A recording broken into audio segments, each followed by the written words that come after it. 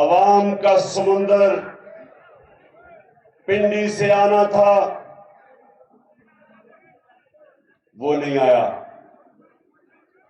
जो मैं अपने पिंडी के टाइगरों से उम्मीद लगा के बैठा था, मुझे अफसोस से कहना पड़ता है कि उस तरह मेरी पिंडी की टीम नहीं निकली। और मैं आप उसको वजह बताता हूं, और इसके बाद जब मैं खत्म करूंगा, मैंने भी आपसे एक ओहद लेना है।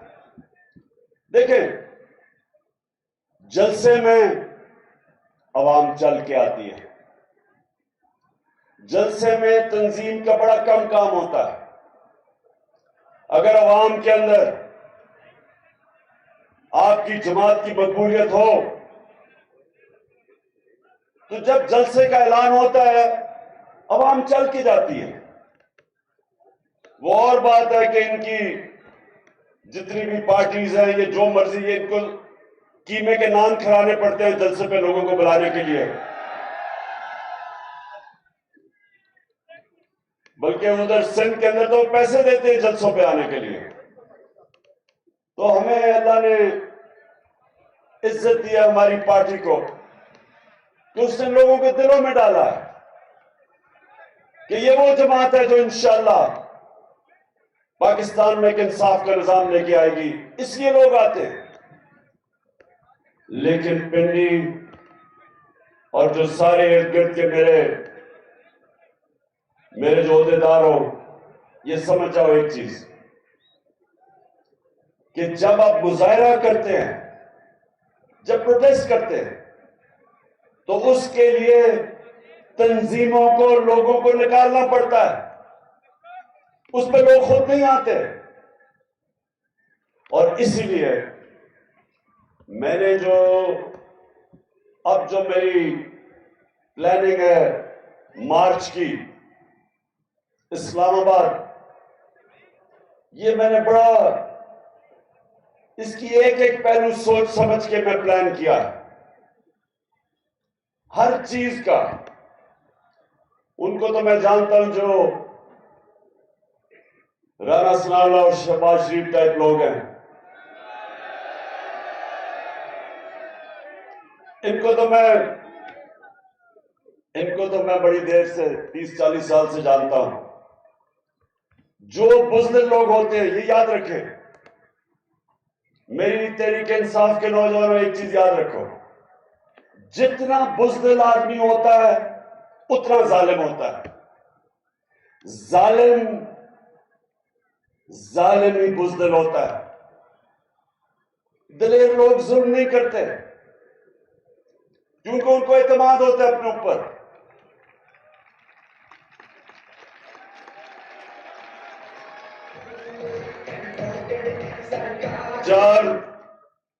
चार दफा इन्होंने मेरे खिलाफ लॉन्ग मार्चेस की।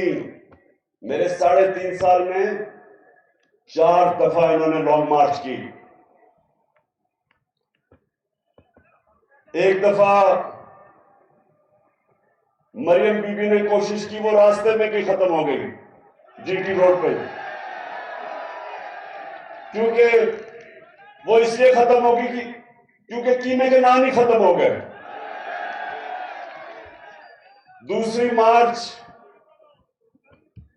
काम पे डालने वाली बिलावल ने की,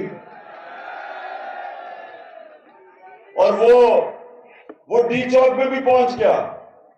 कोई कंटेनर नहीं रखा उसको रोकने के लिए, किसी के ऊपर एफआईआर नहीं की। और 2 दफा मार्च की डीजल साहब ने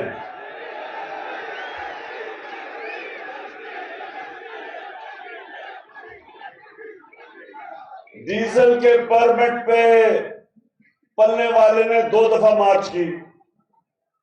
पूछे, पुलिस है या पुलिस पिंडी की भी है, इस्लामाबाद की, पूछे, कोई हमने उनको रोकने की कोशिश की? बल्कि मैंने तो डीजल साहब को कहा कि अगर खाने पीने की जरूरत है हम वो पहुंचा देंगे आपके पास, क्योंकि पिंडी हमें किसी से खौफ नहीं, क्योंकि अवाम हमारे साथ है, हमें किसी से डर नहीं है। लेकिन इनको हमारे से डर है। जब भी मैं मार्च का नाम लेता हूं तो काम पे टांगनी शुरू हो जाती है। अब इनको नहीं पता कि मैंने क्या करना है, और मेरी टीम को भी नहीं मैंने बताया मैंने क्या करना है, क्योंकि मुझे मसला यह है कि हमारी हर जगह फोन टैप, टेलीफोन टैप, घर टैप, नौकरों को भी इन्होंने खरीदने की कोशिश की। अभी तो वो ऑडियो टेप निकल रही है कि प्राइम मिनिस्टर के ऑफिस में वो भी टैप हो रहा था। मैं अपनी एजेंसी से पूछता हूं कि क्या तुम्हारा ये काम रह गया है कि अपने ऊपर लोगों के ऊपर जासूसी करो?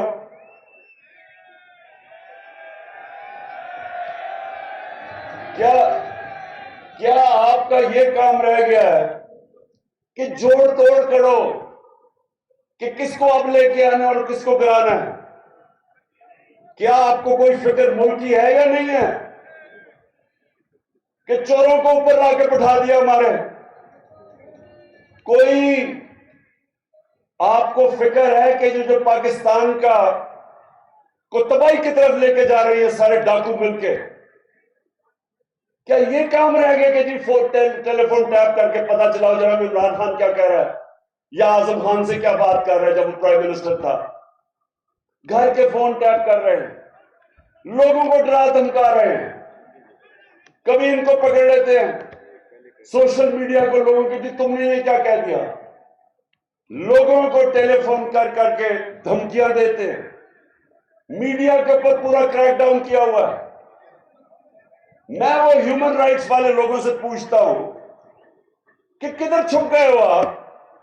नजर नहीं आ रहा कि पाकिस्तान में आजादी राय का गला ढूंढा जा रहा है?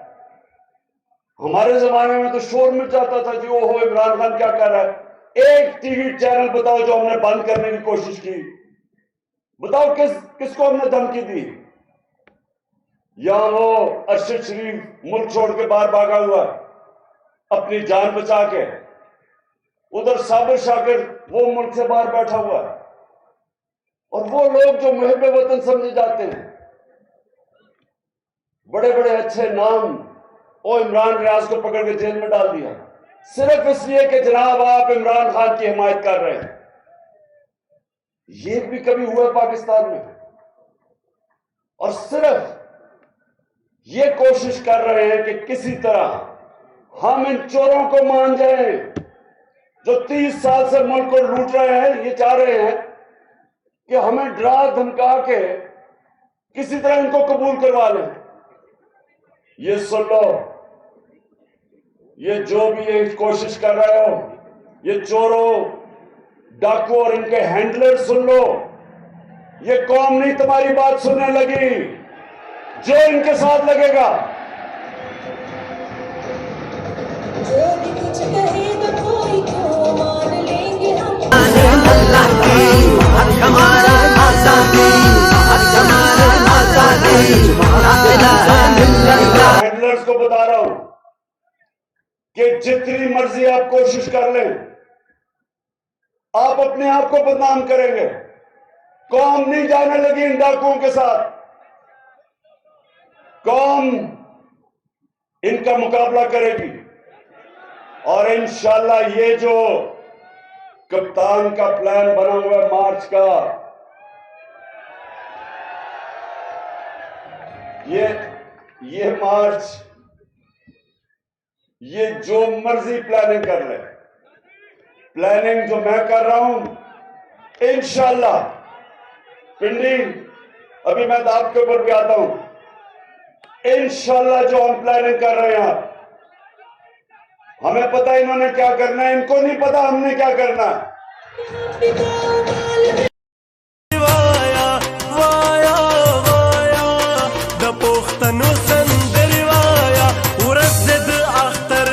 सबको अहदेदारों को इकट्ठा किया है, मैंने भी आपकी ड्यूटीज लगानी है।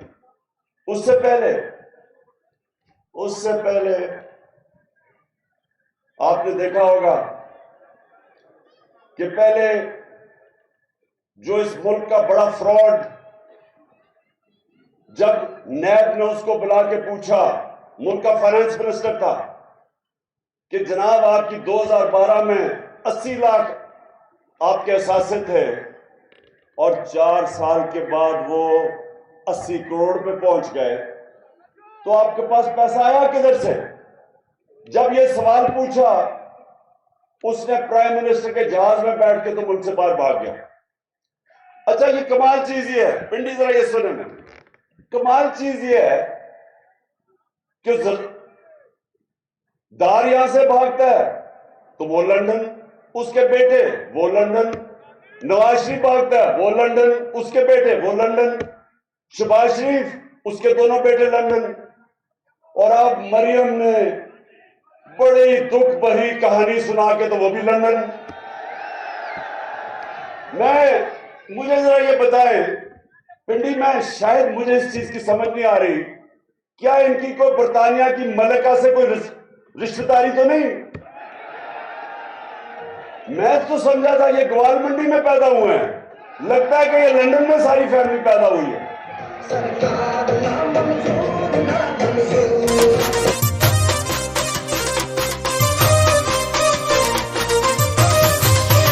मजेदार बात यह है कि वो जनाब लंदन में बैठ के अभी बाप बेटी ने प्रेस कॉन्फ्रेंस की है कि जी हमारे से बहुत बड़ा जुल्म हो गया, हमें जनाब हमारे पे जो नाजायज केसेस हो गए, हमारे से जी इंतकामी कार्रवाई ली गई। तो मैं इनसे सवाल पूछता हूं कि इसका मतलब आप समझते हैं कि हमारी अदलिया ने गलत फैसला किया था? और मैं दूसरा सवाल पूछता हूं कि वो कौन सी पावर थी? हम तो इक्तदार में भी नहीं थे तब, केसेस तो आपके हुए जब नून लीग पावर में थी, तो किसने हाथ से जुल्म किया है? क्या ये आप पाकिस्तान की अदलिया के ऊपर इशारा कर रहे हैं या पाकिस्तानी एस्टेब्लिशमेंट पे कर रहे हैं? हम तो पावर में नहीं थे, तो दोनों बाप बेटी बैठ के रोना धोना कर रहे हैं। एक सवाल का जवाब दे दें आप दोनों कि ये जो अरबों रुपए के 4 महल्लात हैं लंदन के अंदर, एक सवाल का ये कौम जवाब मांग रही है 6 साल से, को पैसा किधर से आया है खरीदने के लिए? मान तो गए हैं कि हमारे हैं, तो जब आपके 4 महंगे तरीन लंदन के इलाके में 4 महल्लात हैं, तो ये आज तक जवाब क्यों नहीं दे सके कि पैसा किधर से आया? मेरे पे उन्होंने केस किया कि इमरान खान का लंदन में फ्लैट था, मुझे अदालत लेके गए, 10 महीने अदालत में जो इन्होंने मेरे से सवाल पूछा मैंने बताया। मैं तो कोई मुल्क का पब्लिक ऑफिस होल्डर नहीं था, ना मैं एमएनए था, ना वजीर था, ना वजीर आजम। तो मेरे से जो सवाल पूछे, मैं तो क्रिकेट खेलता था, सबको पता था। जब मैंने वो फ्लैट खरीदा, मैं तो काउंटी क्रिकेट खेलता था बरतानिया में। उसके बावजूद एक एक जवाब दिया मैंने अदालत में कि किधर से मेरे पास पैसा आया, खरीदा कब, बेचा कब, पाकिस्तान पैसा बैंकों के जरिए लेके आया। अगर क्रिकेटर जवाब दे सकता था तो नवाज शरीफ तो मुल्क का 3 दफा प्राइम मिनिस्टर था, ये क्यों नहीं जवाब दे सकता? वतन दे दो पुख्तो द पुख्तनो संदर। वहां बैठ के ओहो बड़ा जुल्म हो गया तुम्हारे से, और कह रही है कि मैं बेकसूर, क्योंकि अदालत में मैं बरी होगी, मैं बेकसूर हूं। बीबी, वो तो अभी जरदारी भी बरी होने वाला है, कानून तो आपने बनाए हैं, इसमें तो किसी ने पकड़ा ही नहीं जाना। इसका मतलब आसिफ जरदारी, जिसको 2 दफा इन्होंने जेल में डाला था नवाज शरीफ ने, तब तो बड़ा करप्ट आदमी था, तो अब वो बरी होगा तो वो बेकसूर हो जाएगा। इसका मतलब गलत जेल में डाला था। बरी होना पाकिस्तान में सुन लो पिंडी, और इसलिए मैं आपको मार्च की तैयारी क्यों करवा रहा हूं।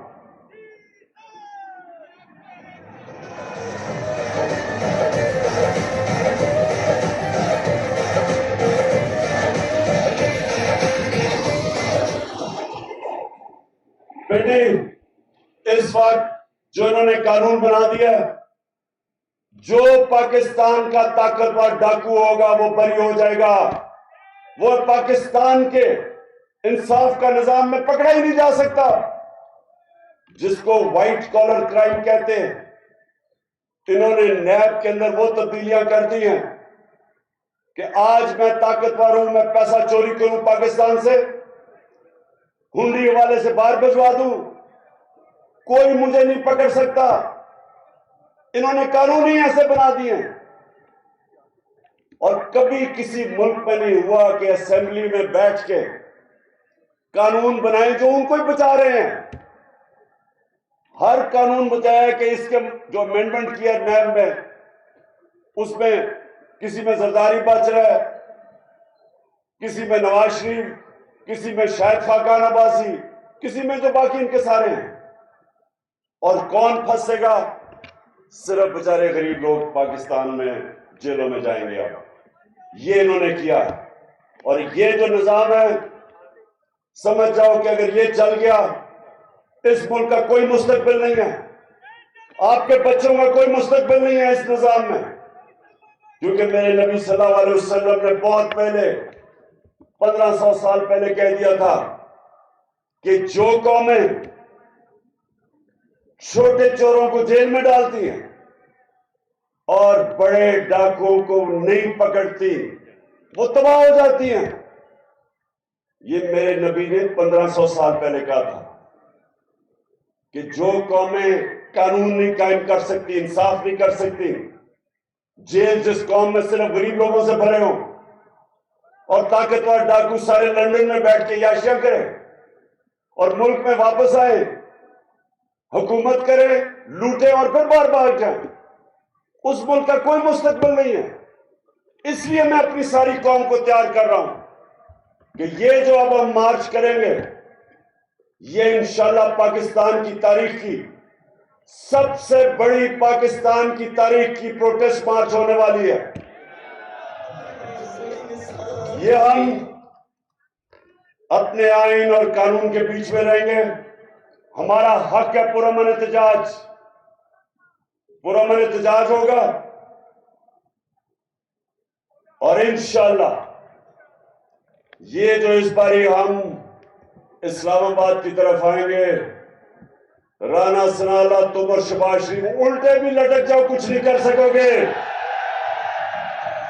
अच्छा, अब पिंडी, अब सब ओहदेदार हैं, अभी मैं आपसे हल्फ लूंगा, लेकिन उससे पहले मैं